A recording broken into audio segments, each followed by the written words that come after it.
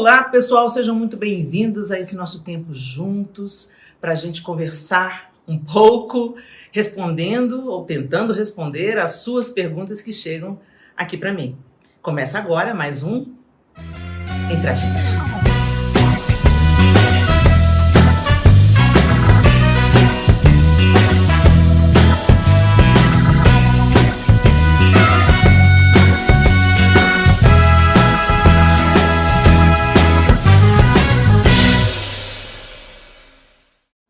Pergunta da Beatriz. Fala, Beatriz. Olá, Helena. Sou a Ana Beatriz e tenho 17 anos. Quais conselhos daria para uma jovem que está iniciando a vida adulta, com faculdade e saindo da casa dos pais? Beatriz, você tem 17 anos. Um dado científico é que o seu córtex cerebral ele só vai estar amadurecido aos 25 anos de idade, ali em torno dos 25 anos de idade.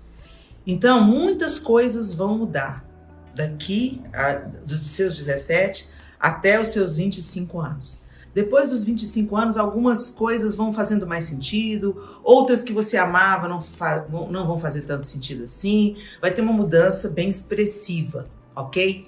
Então, meu conselho para você é: leve em conta o que os seus pais te ensinaram. Pode te parecer chatice nesse momento, ou pegando no seu pé, ou será que os meus pais sabem tudo mesmo? Mas normalmente, né?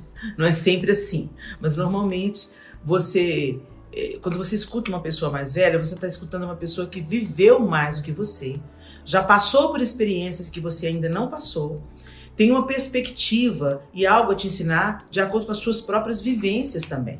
Então, o conselho que eu tenho para te dar: leve em conta os conselhos dos seus pais, os fundamentos que eles te deram.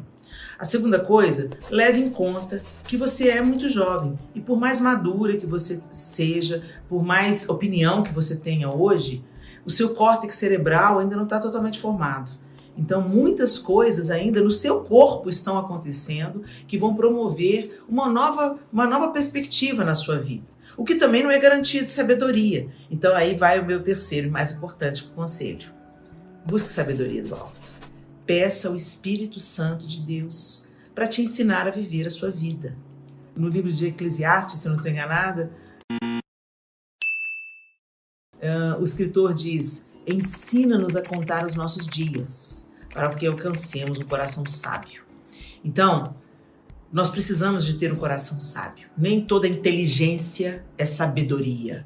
Tem uma sabedoria que é humana e animal, mas tem uma sabedoria que vem do alto, e é essa que deve nos dirigir. Então peça sabedoria a Deus, né?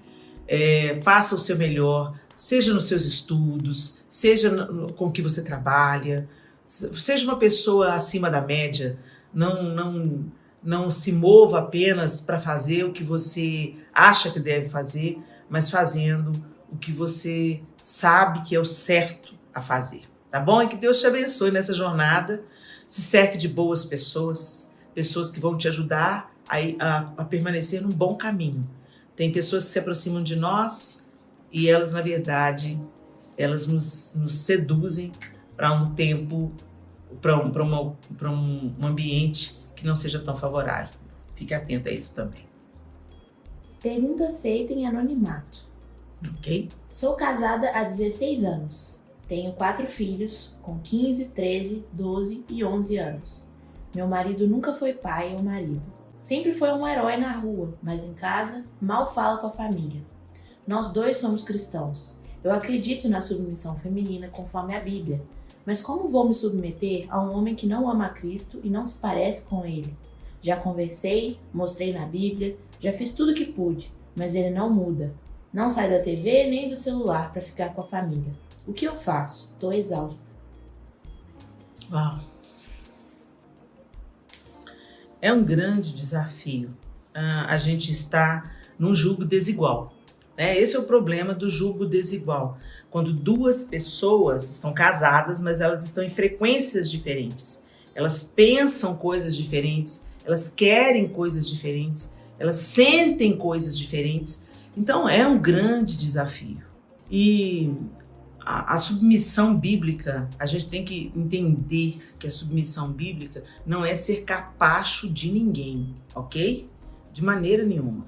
A evidência disso é que eu acho que você já entendeu isso, porque você conversa com ele, você argumenta com ele, né? E isso está certo. Você é companheira dele, você é parceira dele, você é mãe dos filhos dele. Então, tem uma conversa, tem um mesmo patamar de diálogo, né?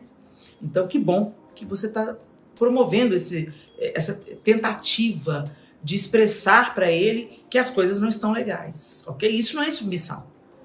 Isso tá dentro de um relacionamento e tá tentando fazer o relacionamento funcionar. Agora, se ele não está na mesma frequência, ok, isso é um fato ruim, é ruim. Mas vamos ter uma outra perspectiva dessa situação? Você citou aí que ele nunca foi pai nem marido. Será que você não está fazendo esse comentário porque você está muito ferida com a atual situação de vocês? Porque se ele nunca foi pai nem marido, como que vocês tiveram 4 filhos juntos? Pensa um pouquinho sobre isso. Baixa as armas. Eu sei que eu posso estar te deixando brava nessa hora, tá? Baixa as armas. Calma, fica calma. Eu quero te ajudar. Não tô aqui para te sabotar, não tô aqui para te acusar de maneira nenhuma. Baixa as armas e pensa comigo. Será que nunca foi? Nunca. Vocês têm 4 filhos. Às vezes, esse momento que vocês estão vivendo, onde você está se sentindo tão sobrecarregada, está apagando qualquer traço de bondade nesse homem. Você está conseguindo enxergar só os pontos negativos dele. Ele não dá atenção pra gente, ele não dialoga com a gente, ele só fica no celular, só fica na televisão. Será que isso não é uma tentativa de escapar? Porque você mesma disse que ele é um herói na rua. Como ele pode ser uma boa pessoa na rua e ser tão ruim em casa? Tem alguma coisa aí, não tem? Será que é alguma coisa que ele carrega lá desde a família de origem dele? Às vezes é o ambiente de onde ele veio lá atrás. A maneira como o pai dele talvez foi para a família. A maneira como ele foi o relacionamento com a mãe dele. Às vezes ele nem teve uma família de origem presente, às vezes foi criado. Não sei. O que eu quero te chamar a atenção é que ninguém é ruim à toa. Não estou querendo aqui passar pano e justificar violência doméstica, mau caratismo. Não é isso que a gente está falando aqui. Porque o que você disse para mim, em nenhum momento você falou que ele é desonesto, que ele é ladrão, que ele é abusivo, que ele te bate, que ele é monstruoso com os filhos. Em nenhum momento você colocou aqui. O que você colocou para mim é que vocês estão numa frequência diferente. Quando chega em casa, ele fica alheio, apagado, distante, omisso. O que está provocando essa omissão? A gente precisa de refletir, porque eu não estou perto de você. Então, eu estou trazendo essas perguntas para você fazer uma autoanálise. É uma história do passado dele? É uma história familiar difícil que nessa fase dos seus filhos, né, que é a adolescência aí, está refletindo? É às vezes um problema financeiro? Vocês estão aí com uma jornada financeira apertada? Às vezes você assume demais o papel de eu vou fazer acontecer, não preciso de mais nada para esse homem. Não preciso desse homem para nada, eu vou lá e resolvo. Porque a tendência, gente, quando nós mulheres nos tornamos demasiadamente fortes e resolvemos tudo, esse cara brocha. Desculpa a palavra. Mas em todos os aspectos, esse homem se desinteressa. O homem ele precisa se sentir importante de alguma forma, motivado de alguma forma, participante, atuante de alguma forma, porque senão ele vai, às vezes começa com uma omissão dele, e aí a gente já logo pula na frente e resolve tudo. Isso só fortalece essa omissão, nós passamos a ser desinteressantes. Já que a gente resolve tudo, ela resolve tudo, deixa eu resolver, então é bom que não me encha a paciência. Entendeu? Então, você precisa de refletir sobre isso. Você que não me deixou aqui o seu nome, mas eu tô te falando como uma irmã, como amiga. Você está em julgo desigual com seu marido. Mas será que ele não tem nada de bom? Será que não tem nada de bom que dá para você voltar a admirá-lo por isso? Será que não dá para nutrir esse relacionamento que está doente para que ele seja remediado, para que ele volte a se robustecer, para que ele volte a ter um ponto de conexão? Afinal de contas, vocês têm 4 filhos. Eu não sou a pessoa que vai fazer apologia a fique junto de qualquer jeito, entendeu? Tem que ficar junto a qualquer custo. Não sou essa pessoa. Eu acho que quando uma das partes não quer, né, se torna um ser abusivo, se torna um ser monstruoso, que agride verbalmente, fisicamente, esse casamento já acabou. Mas, às vezes, ele tem características, ele está atravessando, vocês estão atravessando um período ruim que dá para remediar ainda. Às vezes, seu casamento está em coma, mas ainda não morreu. Então, se esse é o caso, lute pelo seu casamento, continue insistindo nos diálogos com ele, fale com o Espírito Santo de Deus, converse com Deus, fala: Senhor, eu quero salvar esse casamento, mas eu não posso lutar sozinho. Eu preciso que o meu marido também se desperte, entendendo que o casamento é entre 2 pessoas, ok? Porque o divórcio, gente, ele pode resolver algumas coisas, mas ele vai trazer tantas outras consequências, tantos outros problemas, que enquanto está vivo, se é possível, né? Se o problema é realmente a falta a frequência desigual, se é o diálogo difícil, se é a comunicação complicada, ainda tem jeito, ok? Então pensa nisso com carinho, busque ajuda terapêutica, né? Às vezes você fazer uma terapia com uma psicóloga cristã, de preferência, né? Porque, ok, que tem psicólogos com todas as linhas e a gente acredita que o psicólogo ele deve deixar a fé dele do lado de fora da porta. Mas, infelizmente, a prática está me mostrando que muitos psicólogos estão trazendo a fé equivocada deles para dentro do consultório, estimulando a decisões difíceis, né? Então, hoje a gente tem maus profissionais e bons profissionais. Procure um bom profissional, tá bom?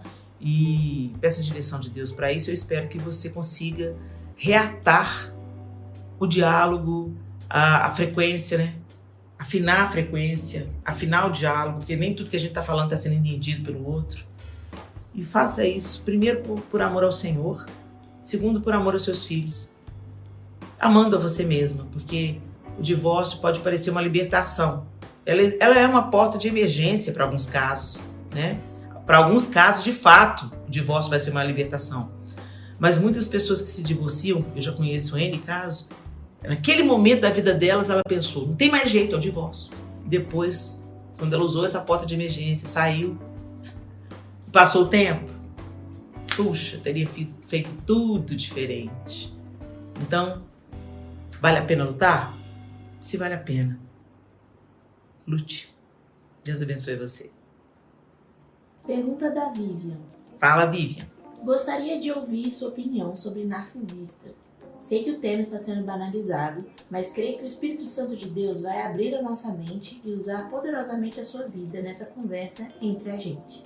PS, sou casada há 20 anos com um cristão com traços de personalidade narcisista. Uau! Isso é difícil, hein? Isso é muito difícil porque realmente o transtorno de personalidade narcisista, ele é uma doença. É muito complicado. É muito complicado. E eu não sei se eu tenho preparo suficiente para responder a você sobre esse assunto. Eu acho que é uma doença, eu acho que é extremamente difícil você estar num relacionamento com um narcisista.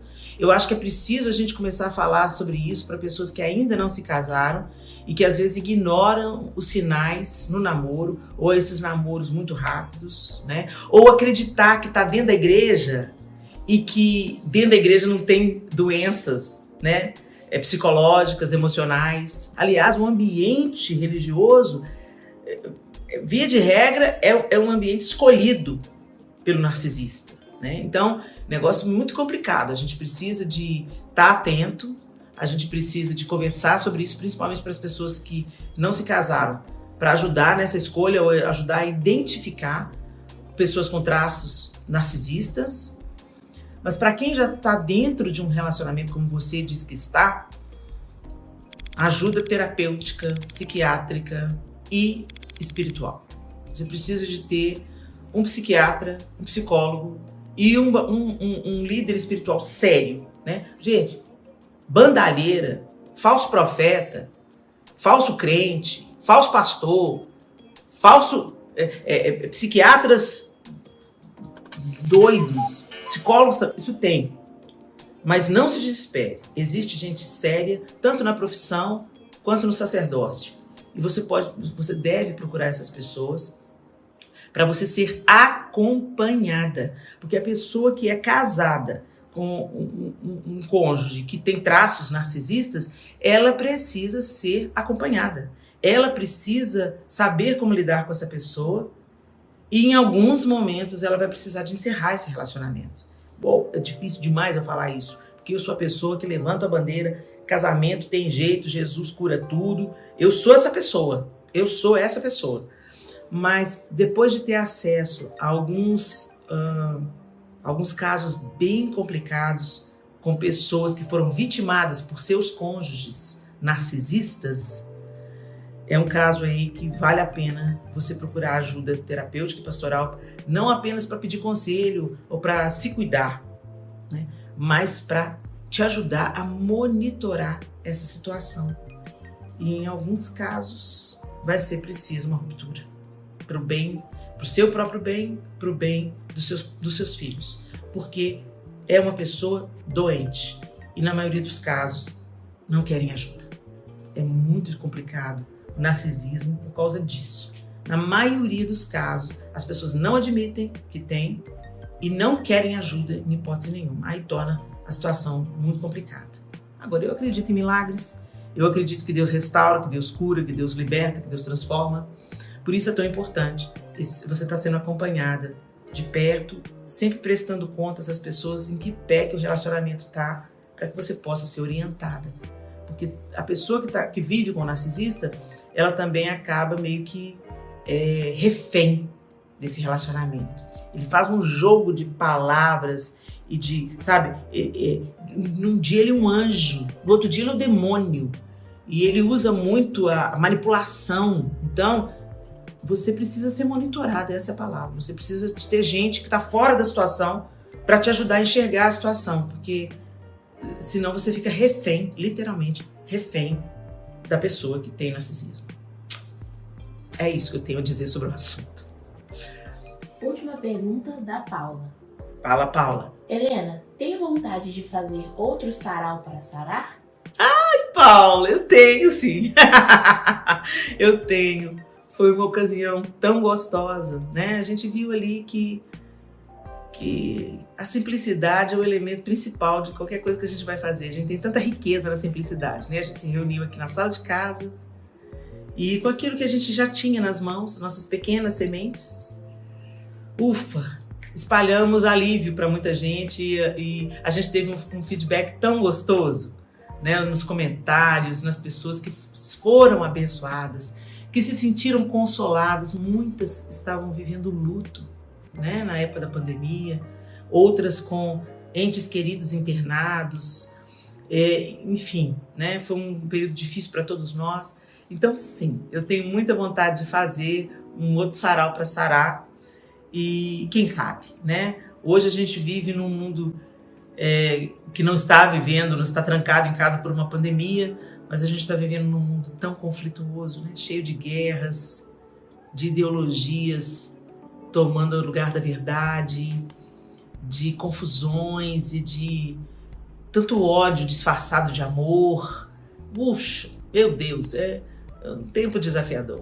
Então, cabe bem um sarau para sarar aqui, né? Vou conversar com a família. Tá bom, meu querido? Muito obrigado aí por trazer o sarau para sarar para nossa memória. A gente fica por aqui. Obrigado por você que esteve com a gente até aqui, ouvindo essas respostas. Gente, eu não sou a dona da verdade. Eu sou seguidora daquele que é a verdade. E eu tenho procurado aprender com ele, que é manso, humilde de coração e tem buscado sabedoria do alto. Eu espero que essas respostas tenham abençoado vocês. Se não, vá nas Escrituras Sagradas. Elas são infalíveis. Deus abençoe vocês. Um grande beijo. Pergunte sempre ao Espírito Santo como levar a sua vida. Ele é o maior professor de todos, tá bom? Que Deus abençoe vocês e a gente se encontra no próximo Entre a Gente.